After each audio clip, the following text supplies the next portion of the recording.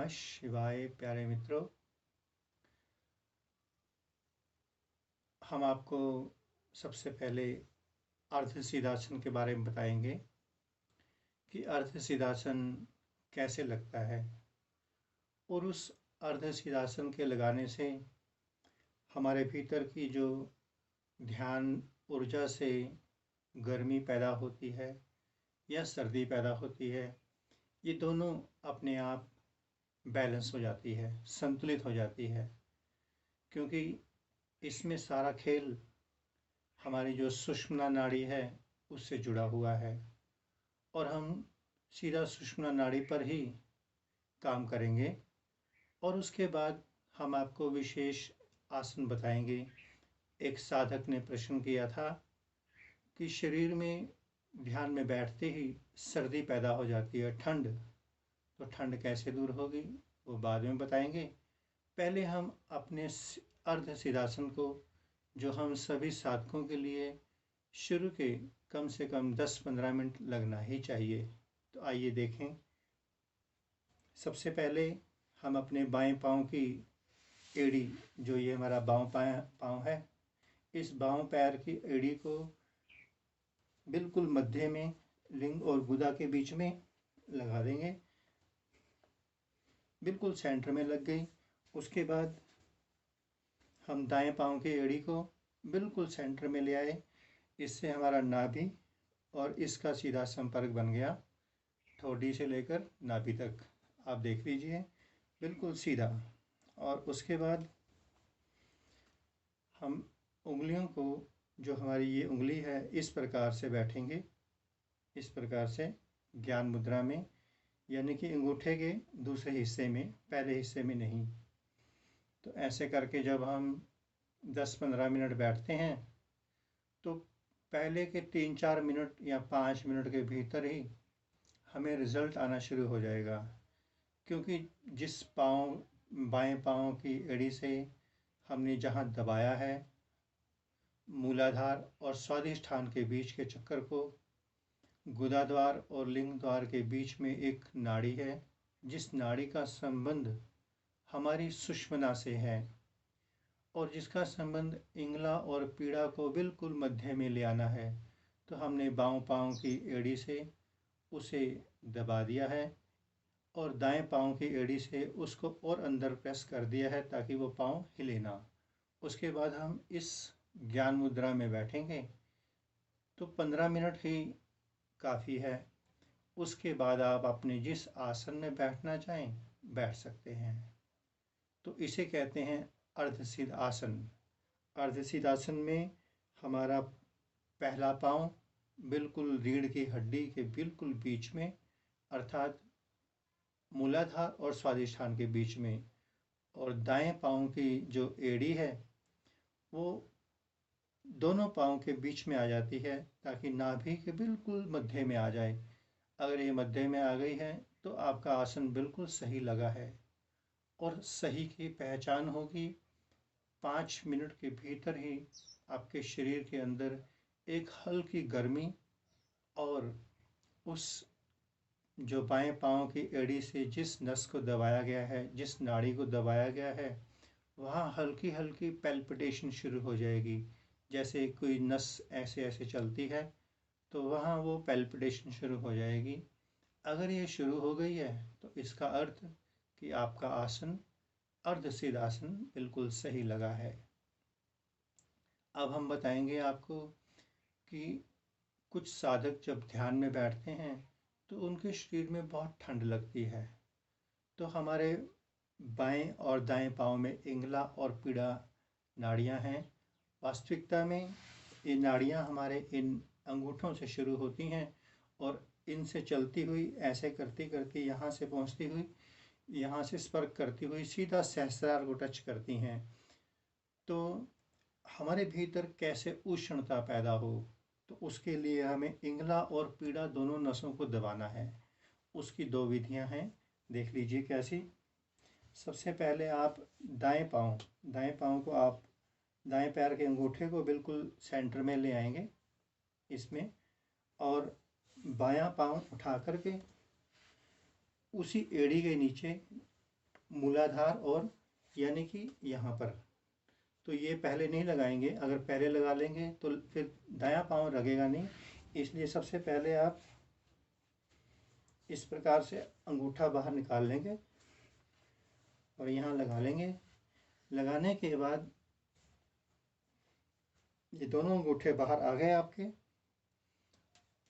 अब आपका ये वो आसन है जिस आसन में बैठते ही तुरंत 5 मिनट के भीतर भीतर सारा शरीर गर्म होना शुरू हो जाएगा और इस आसन से एकदम से गर्मी पैदा होगी और इतनी गर्मी भी हो सकती है कि यहाँ आपको जलन भी महसूस हो, किंतु 5 मिनट आप सहन करेंगे या 10 मिनट, उसके बाद सारा अपने आप संतुलन बनना शुरू हो जाएगा।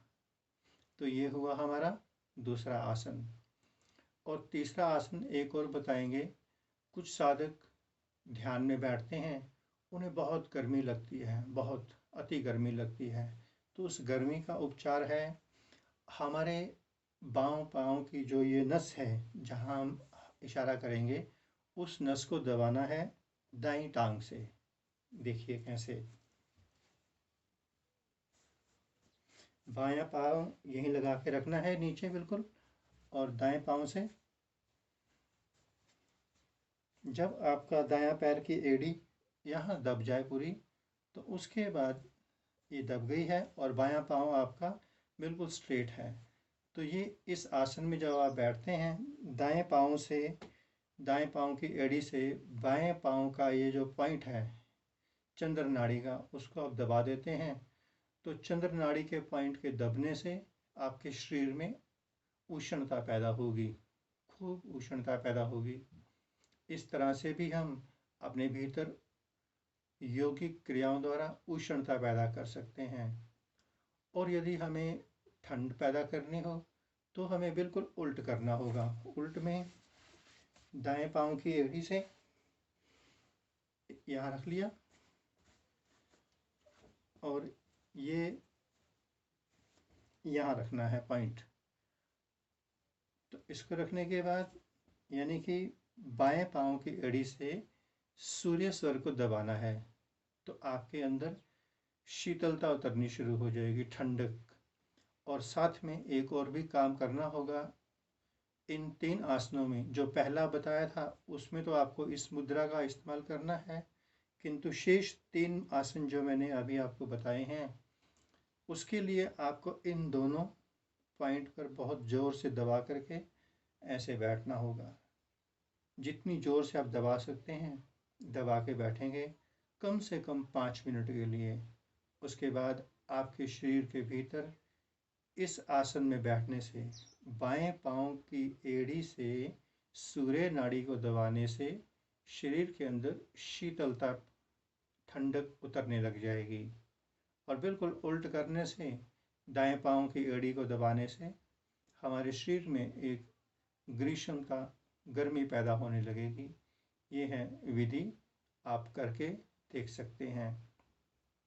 और भी अनेकों विधियां हैं, हम कैसे अपने स्वर बदल सकते हैं। वास्तविकता में यदि हम अपना सूर्य स्वर चला दें तो हमारा शरीर गर्म हो जाएगा। उसके लिए चंद्र स्वर को बंद करना जरूरी है। और चंद्र स्वर कई तरीक़ों से बंद हो सकता है। आप जिस स्वर को चलाना चाहते हैं उसके उल्ट करवट लेकर लेट जाएं, यानी कि आप लेफ़्ट करवट पे लेटेंगे तो लेफ़्ट वाला चंद्र स्वर बंद हो जाएगा और सूर्य स्वर चल पड़ेगा। सूर्य के चलते ही शरीर गर्म होने लगेगा। बिल्कुल विपरीत इसके आप दाईं करवट पे लेटते हैं तो आपका चंद्र स्वर शुरू होता है। अक्सर जब हम भोजन करते हैं उसके बाद सबसे पहले हमें बाईं करवट पे सोना चाहिए, लेटना चाहिए। बाईं करवट पे लेटते ही हमारा सूर्य स्वर शुरू हो जाएगा और सूर्य स्वर के शुरू होने से हमारी जठराग्नि बहुत तेज हो जाएगी और भोजन जल्दी पचेगा। और उसके 15 मिनट के पश्चात हमें फिर दाएं करवट पे लेटना है ताकि हमारे स्वर बैलेंस हो जाएं, हमारे भीतर की उष्णता बैलेंस हो जाए। तो इस तरह से और भी बहुत विधियां हैं। हम यहाँ से भी अपने चंद्र स्वर को कंट्रोल कर सकते हैं और यहाँ से हम अपने दाएं जो हमारा सूर्य स्वर है, सूर्य नाड़ी है, उसे कंट्रोल कर सकते हैं। यहाँ से भी कर सकते हैं, यहाँ तक हमारे पास अधिकार है। किंतु हमें यहाँ से कंट्रोल करने से पहले किसी अनुभवी मास्टर के पास बैठना होगा। यदि हमने इनको बहुत ज़ोर से दबा दिया तो नुकसान भी हो सकता है। और यहाँ पर 2 पॉइंट हैं, अगर हमें इन्हें बहुत सही सिस्टम से दबाना आ जाए, इंगला और पीड़ा हैं, तो इनके दबते ही हमें अनेक लोकों में जो ध्वनियाँ बजती हैं, सुनती हैं, वो सुनना शुरू हो सकती हैं। ओम नमः शिवाय प्रिय आत्म मित्रों। ओम नमः शिवाय।